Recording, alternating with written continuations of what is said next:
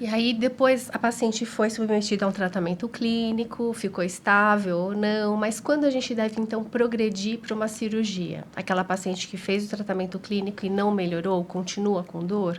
Ou tem outras indicações para cirurgia direto de endometriose? Então, a gente vai operar, então, as pacientes que têm uma progressão, apesar do tratamento clínico, que de um exame para o outro a doença progrediu, daí a gente deve fazer a cirurgia, ou aquela que tem dor apesar do tratamento clínico, porque também existe, né? Aquela paciente que não se adapta ao tratamento clínico.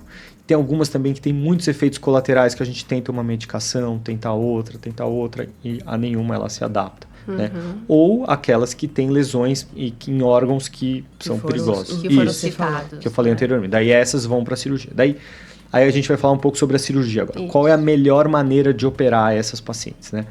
Então, a gente sabe que é a cirurgia minimamente invasiva. Não existe abrir a barriga para operar endometriose, salvo exceções, né? A medicina desenvolveu técnicas em que a gente não abre a barriga para operar endometriose. A gente faz pequenos furos por onde a gente entra com câmeras e instrumentos.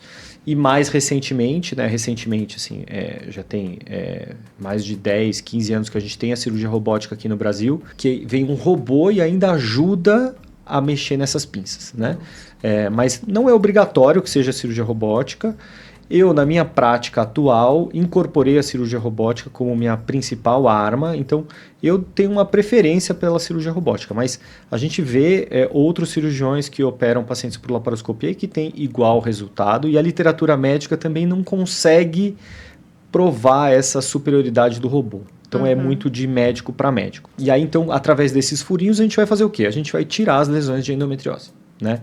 E aí, então, é interessante que daí a cirurgia, ela vai depender do que você quer fazer para essa paciente naquele momento de vida dela.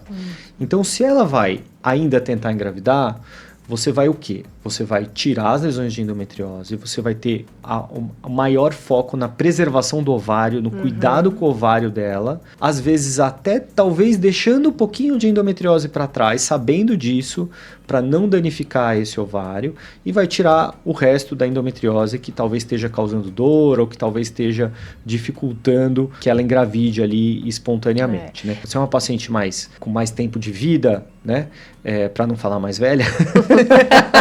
Foi delicado. Foi, gentil. Que já teve os seus filhos, já tem a sua prole constituída, né? Aí a gente recomenda que se faça uma cirurgia mais radical, até com a própria retirada do útero, né? O ovário a gente sempre mantém, porque o ovário é importante para a produção hormonal e tal, mas assim, o útero, ele é o vilão da história, né? Ele que começa com a menstruação, jogando aquelas células endometriais lá para dentro, ele quase sempre, para as pacientes mais velhas, ele tem também uma adenomiose associada à endometriose.